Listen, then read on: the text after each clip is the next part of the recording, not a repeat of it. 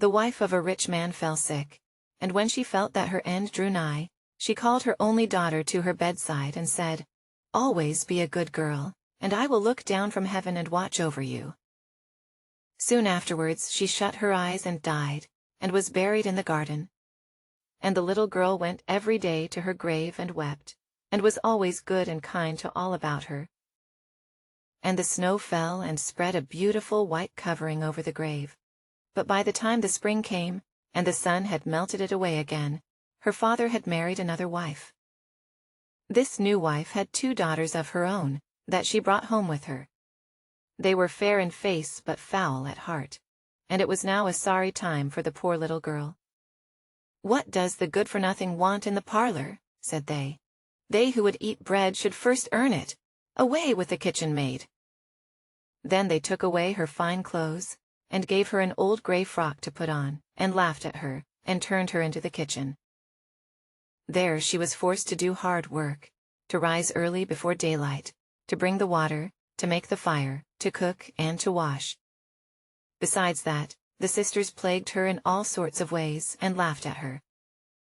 In the evening when she was tired, she had no bed to lie down on, but was made to lie by the hearth among the ashes. And as this of course made her always dusty and dirty, they called her Ashputtel. It happened once that the father was going to the fair, and asked his wife's daughters what he should bring them. "Fine clothes," said the first. "Pearls and diamonds," cried the second. "Now, child," said he to his own daughter, "what will you have?" "The first twig, dear father, that brushes against your hat when you turn your face to come homewards," said she. Then he bought for the first 2 the fine clothes and pearls and diamonds they had asked for, and on his way home, as he rode through a green copse, a hazel twig brushed against him, and almost pushed off his hat. So he broke it off and brought it away, and when he got home he gave it to his daughter. Then she took it, and went to her mother's grave and planted it there, and cried so much that it was watered with her tears, and there it grew and became a fine tree. 3 times every day she went to it and cried, and soon a little bird came and built its nest upon the tree, and talked with her, and watched over her, and brought her whatever she wished for. Now it happened that the king of that land held a feast, which was to last 3 days, and out of those who came to it, his son was to choose a bride for himself. Ashputtel's 2 sisters were asked to come. So they called her up and said, "Now comb our hair, brush our shoes, and tie our sashes for us, for we are going to dance at the king's feast." Then she did as she was told. But when all was done she could not help crying, for she thought to herself, she should so have liked to have gone with them to the ball. And at last she begged her mother very hard to let her go. "You, Ashputtel," said she, "you who have nothing to wear, no clothes at all, and who cannot even dance, you want to go to the ball?" And when she kept on begging, she said at last, to get rid of her, "I will throw this dishful of peas into the ash heap, and if in 2 hours' time you have picked them all out, you shall go to the feast too." Then she threw the peas down among the ashes, but the little maiden ran out at the back door into the garden, and cried out, "Hither, hither, through the sky! Turtle doves and linnets fly! Blackbird, thrush, and chaffinch gay, hither, hither, haste away! One and all come help me quick! Haste ye, pick, pick, pick!" Then first came 2 white doves, flying in at the kitchen window. Next came 2 turtle doves. And after them came all the little birds under heaven, chirping and fluttering in, and they flew down into the ashes. And the little doves stooped their heads down and set to work, pick, pick, pick. And then the others began to pick, pick, pick. And among them all they soon picked out all the good grain, and put it into a dish, but left the ashes. Long before the end of the hour, the work was quite done, and all flew out again at the windows. Then Ashputtel brought the dish to her mother, overjoyed at the thought that now she should go to the ball. But the mother said, "No, no, you slut, you have no clothes and cannot dance, you shall not go." And when Ashputtel begged very hard to go, she said, "If you can in 1 hour's time pick 2 of those dishes of peas out of the ashes, you shall go too." and thus she thought she should at least get rid of her. So she shook 2 dishes of peas into the ashes. But the little maiden went out into the garden at the back of the house, and cried out as before, "Hither, hither, through the sky, turtle doves and linnets fly, blackbird, thrush, and chaffinch gay, hither, hither, haste away, one and all come help me, quick, haste ye, pick, pick, pick." Then first came 2 white doves in at the kitchen window, next came 2 turtle doves, and after them came all the little birds under heaven, chirping and hopping about. And they flew down into the ashes, and the little doves put their heads down and set to work, pick, pick, pick. And then the others began pick, pick, pick, and they put all the good grain into the dishes, and left all the ashes. Before half an hour's time all was done, and out they flew again. And then Ashputtel took the dishes to her mother, rejoicing to think that she should now go to the ball. But her mother said, "It is all of no use, you cannot go, you have no clothes, and cannot dance, and you would only put us to shame." And off she went with her 2 daughters to the ball.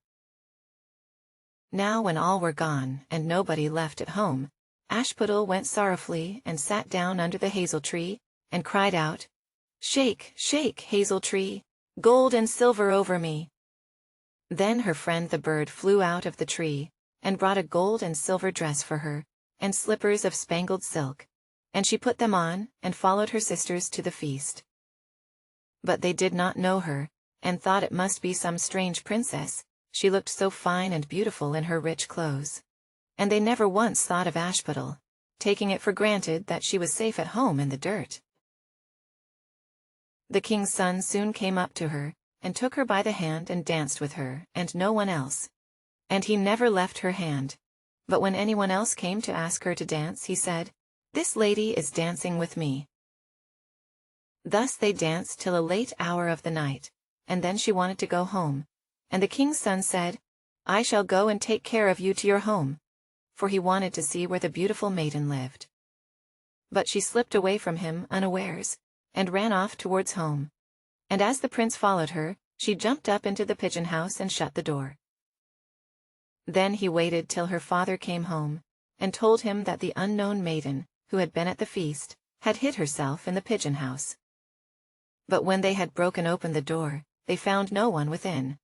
And as they came back into the house, Ashputtel was lying, as she always did, in her dirty frock by the ashes, and her dim little lamp was burning in the chimney.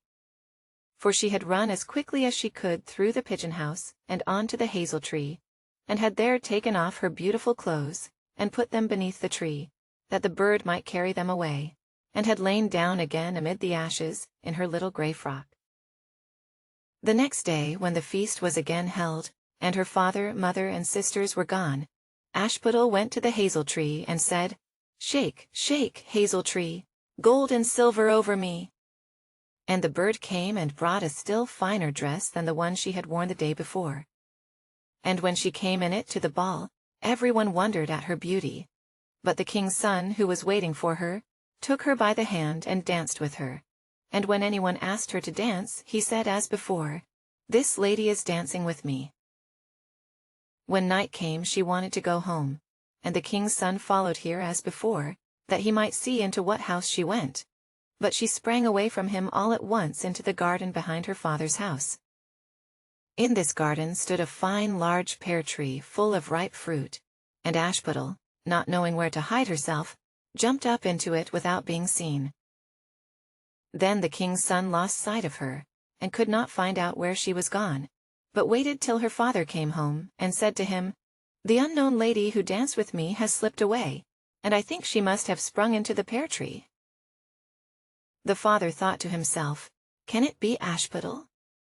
So he had an axe brought, and they cut down the tree, but found no one upon it. And when they came back into the kitchen, there lay Ashputtel among the ashes, for she had slipped down on the other side of the tree, and carried her beautiful clothes back to the bird at the hazel tree, and then put on her little grey frock. The third day, when her father and mother and sisters were gone, she went again into the garden and said, "Shake, shake, hazel tree, gold and silver over me." Then her kind friend the bird brought a dress still finer than the former one, and slippers which were all of gold, so that when she came to the feast no one knew what to say, for wonder at her beauty. And the king's son danced with nobody but her. And when anyone else asked her to dance, he said, "This lady is my partner, sir." When night came she wanted to go home, and the king's son would go with her, and said to himself, "I will not lose her this time."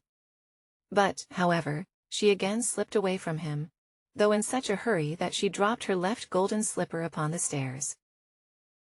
The prince took the shoe, and went the next day to the king his father, and said, "I will take for my wife the lady that this golden slipper fits." Then both the sisters were overjoyed to hear it, for they had beautiful feet, and had no doubt that they could wear the golden slipper. The eldest went first into the room where the slipper was, and wanted to try it on, and the mother stood by. But her great toe could not go into it, and the shoe was altogether much too small for her. Then the mother gave her a knife, and said, "Never mind, cut it off. When you are queen you will not care about toes, you will not want to walk." So the silly girl cut off her great toe, and thus squeezed on the shoe, and went to the king's son. Then he took her for his bride, and set her beside him on his horse, and rode away with her homewards. But on their way home they had to pass by the hazel tree that Ashputtel had planted, and on the branch sat a little dove singing, back again, look to the shoe. The shoe is too small, and not made for you. Prince, prince, look again for thy bride, for she's not the true one that sits by thy side." Then the prince got down and looked at her foot, and he saw, by the blood that streamed from it, what a trick she had played him. So he turned his horse round, and brought the false bride back to her home, and said, "This is not the right bride. Let the other sister try and put on the slipper." Then she went into the room and got her foot into the shoe, all but the heel, which was too large. But her mother squeezed it in till the blood came, and took her to the king's son, and he set her as his bride by his side on his horse, and rode away with her. But when they came to the hazel tree, the little dove sat there still, and sang, back again, look to the shoe. The shoe is too small, and not made for you.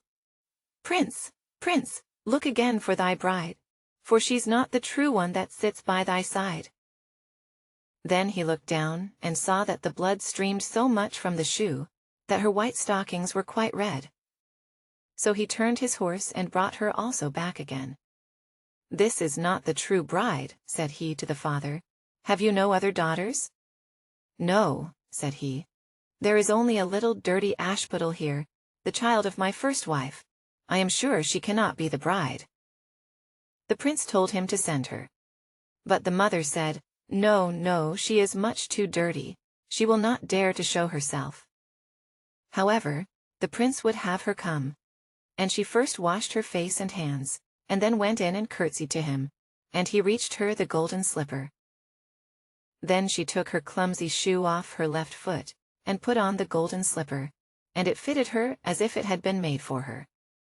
And when he drew near and looked at her face he knew her, and said, "This is the right bride." But the mother and both the sisters were frightened, and turned pale with anger, as he took Ashputtel on his horse and rode away with her. And when they came to the hazel tree, the white dove sang, "Home, home, look at the shoe. Princess, the shoe was made for you. Prince, prince, take home thy bride, for she is the true one that sits by thy side." And when the dove had done its song, it came flying, and perched upon her right shoulder, and so went home with her.